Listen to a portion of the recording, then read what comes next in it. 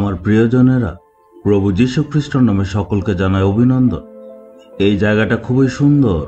এটা মালয়েশিয়ার দেশের নেগেরি সেম্বিলান বলে একটা রাজ্যে স্থিত।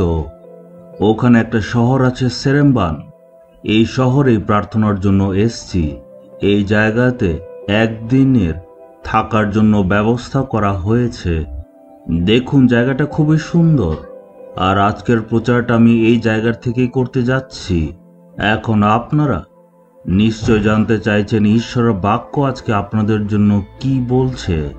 আমরা দেখব দ্বিতীয় বিবরণ 31 অধ্যায়ের 8 পদ। সদাপ্রভু তোমার সঙ্গে থাকবেন, তিনি কখনো তোমাকে ছেড়ে যাবেন না বা ত্যাগ করবেন না। তুমি ভয় পেও না, নিরাশ হও না। ভয়, নিরাশা, কোনো একটা ব্যাপার নিয়ে মনের মধ্যে ভয় বা নিরাশা আছে। আমাদের মনে দুঃখ, ভয়, নিরাশা যে কখন আসে আপনারা কি জানেন? এটা হয় যখন মনে হয় যে ঈশ্বর ত্যাগ করে দিয়েছেন বা ঈশ্বর ছেড়ে দিয়েছেন। তখন আমাদের মনে হয় এমন একটা পরিস্থিতিতে আমাদের সঙ্গে কেউ নেই, আমি একা আছি।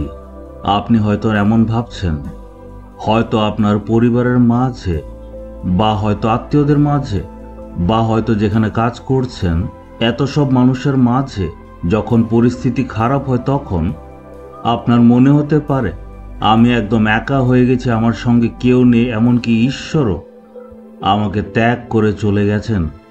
কিন্তু বাক্যে বলছে ঈশ্বর কখনো ছেড়ে যাবেন না। যদিও যখন আমরা পরিস্থিতিকে দেখি তখন এমন মনে হতেই পারে।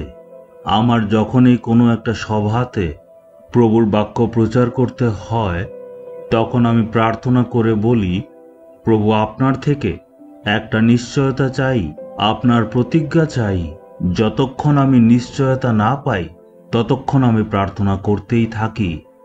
একবার একটা বড় সভাতে আমার প্রচার করার জন্য যাওয়ার কথা ছিল, তাই আমি ঈশ্বরের চরণে গেলাম। আর গিয়ে আমি বললাম, হে পিতা ঈশ্বর, আপনি আমাকে বাক্য দিন, আপনার পক্ষ থেকে কোনো নিশ্চয়তা ছাড়া যাব না। তখন ঈশ্বর আমার প্রার্থনা শুনে বললেন, তুমি যাও, আমি তোমার সঙ্গে আছি, আর তোমার দ্বারা অনেক বড় বড় কাজ আমি করব। এই প্রতিজ্ঞা নিয়ে আমি গেলাম। আমি গিয়ে দেখলাম একটা মাঠে অনেক ভিড় হয়ে গেছে। আমি বললাম, প্রভু তাদের জন্য কিছু করতে হবে।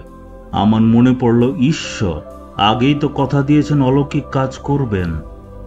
আমি মঞ্চে উঠে বসলাম আর প্রার্থনার জন্য প্রস্তুতি নিচ্ছিলাম, কিন্তু ঈশ্বরের উপস্থিতিকে অনুভব করছিলাম না। সেই সময় মনে হলো, ঈশ্বর কি আমায় ত্যাগ করেছেন?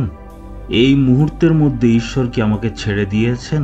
রুমে যখন প্রার্থনা করেছিলাম তখন ঈশ্বরের উপস্থিতি ছিল, তখন ঈশ্বরের মহিমাকে আমি দেখেছিলাম, কিন্তু এখন আমি কিছুই অনুভব করতে পারছিলাম না। আমার একা মনে হচ্ছিল। যদিও মঞ্চের উপর দেখলে দেখা যায় যে অনেক সেবকরা আছে, কিন্তু আমার মনে হচ্ছিল আমি একা, আর ঈশ্বর যদি কাজ না করে তখন আমি তো কিছুই করতে পারবো না। আমার অনুভব হচ্ছিল আমি এখন কি করব। শেষ গানটা শেষ হওয়ার পরেই আমার প্রচার ছিল। আমি অস্থির হয়ে পড়লাম। আমি বললাম, হে প্রভু, আমি যে কি করব? হে পিতা ঈশ্বর, আপনি কি আমাকে ত্যাগ করে চলে গেছেন? এখন কিভাবে প্রচার করব? আমি অনেক দুশ্চিন্তার মধ্যে ছিলাম। যখন আমি প্রার্থনা করছিলাম তখন হঠাৎ আমি ঈশ্বরের বাক্য শুনলাম, আমি সঙ্গে আছি, পরিস্থিতিকে দেখবে না, ভয় করবে না। উনি আমায় বললেন, যেখানে তুমি প্রচার করবে সেইখানে মঞ্চের ডান দিকে তাকিয়ে দেখো। আমি যখন দেখলাম সেখানে প্রভু যীশু ছিলেন। উনি বললেন, আমি তো প্রথমেই তোমাকে প্রতিজ্ঞা করেছিলাম সঙ্গে থাকবো। এই কথাটা শুনে আমার মন থেকে ভয় চলে গেল, সাহস আসলো।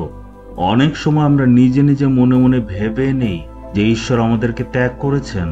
যখন আমরা প্রভুর সেবা কাজ করি তখন অনেক সময় আমরা ঈশ্বরের উপস্থিতি ও শক্তিকে অনুভব করতে পারি, কিন্তু আবার অনেক সময় ঈশ্বর সঙ্গে থাকেন, তবু তার উপস্থিতি আমরা অনুভব করতে পারি না। আমাদের ঈশ্বরের শক্তির উপর বিশ্বাস রাখতে হবে, কারণ যখন উনি আমাদেরকে ব্যবহার করেন তখন উনি আমাদেরকে শক্তি দেন, কিন্তু এরপর কি উনি ছেড়ে চলে যান? না, যখন আমরা শারীরিকভাবে দুর্বল হয়ে যাই, দুঃখ কষ্ট যন্ত্রণা আসে, তখন আমাদের মনে হয় ঈশ্বর মনে হয় ছেড়ে দিয়েছেন। ভয় করবেন না, ঈশ্বর সঙ্গেই আছেন। ঈশ্বর বলছেন ত্যাগ করব না, আমি তোমাকে ছেড়ে যাব না, আমি তোমার সঙ্গে সঙ্গে আছি।